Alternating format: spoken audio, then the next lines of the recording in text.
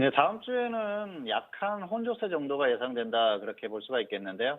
약한 혼조세라면은 혼조한 흐름 중에서 약한 흐름을 예상할 수가 있겠죠. 그래서 뭐 이번 주에 금요일의 어떤 결과보다는 좋지 않을 가능성이 높다 그렇게 봅니다. 그래서 다시 조금 더 조정을 받을 가능성이 높다고 보는데요. 상황에 따라서는 크게 밀릴 수도 있겠죠. 왜냐하면은 1900선을 이탈하는 흐름이 나오는지가 상당히 중요한데요. 1900선을 이탈했을 때는 속도가 가파라질 가능성이 높아요. 그랬을 때는 조심해야 된다는 것이죠. 혼조세가 예상되지만은 지금 시장 같은 경우에는 변수가 많습니다. 뭐 미국이 지금 무역 전쟁을 하는 와중에 트럼프 대통령이 시진핑 주석과 대화를 하겠다. 여러 가지 지금 뭐 유화적인 제스처를 취하고 있지 않습니까? 그럼에도 불구하고 시장이 크게 반응을 하지 않고 있어요. 그런 부분들은 이미 어떤 시장의 그 가격에 대한 부담이 있다는 것이죠. 여러 가지 부담이 있어요. 미국도 가격에 대한 부담이 상당합니다. 지금 역사상 최고가 근처지 않습니까? 트럼프 대통령의 욕심이 너무 과도한 게 아닌가 생각을 합니다. 시장이 하락하는 건 막아야겠고 그렇다고 해서 중국에게 편안하게 해주기는 싫고 뭐 그런 것 같아요. 그러다 보니까 자꾸 말이 꼬이고 있어요. 그리고 트럼프 대통령 같은 경우에는 언제든지 말을 바꿀 수 있는 그런 분이라는 말씀을 드렸는데요. 미국의 대통령이기 때문에 그렇습니다.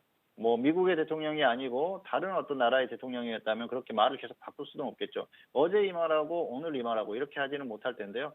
트럼프 대통령 같은 경우에는 기분 내키는 대로 말을 하지 않습니까? 그래서 어쨌든 뭐 100% 믿을 수는 없다 그렇게 볼 수가 있겠고요. 그리고 이렇게 어떤 그 중국과 뭔가 잘해보겠다 이런 얘기를 하는데도 시장이 반응을 하지 않는다는 것이죠. 이미 시장에서는 기대를 크게 안 한다는 것입니다. 그리고 사실 미국과 중국의 무역 전쟁이 장기화될 가능성이 크다. 쉽게 해결될 가능성이 떨어진다. 그런 것들은 이미 전망이 나왔지 않습니까?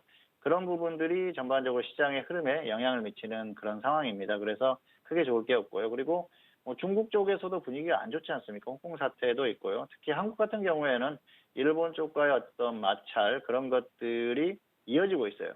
다음 주에 어떤 흐름은 일본 쪽과의 마찰 이런 것들이 크게 부각되지는 않을 가능성이 높습니다. 아무래도 일본 쪽에서도 조금 자제할 가능성이 높고요.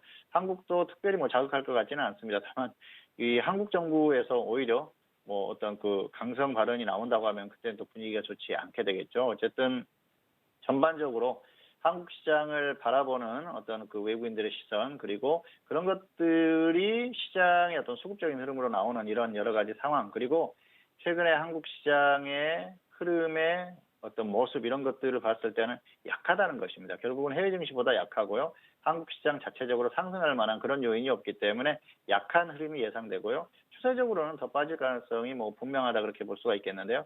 다음 주 정도는 어느 정도 좀 버티는 흐름이 나올 가능성이 있다. 그래서 혼조한 흐름이 예상된다 그렇게 말씀드렸는데요. 변수가 있기 때문에 상승에 대한 변수보다는 하락에 대한 변수가 많다는 걸 생각을 하시고 관리에 신경을 쓰자. 이 정도로 말씀을 마치도록 하겠습니다.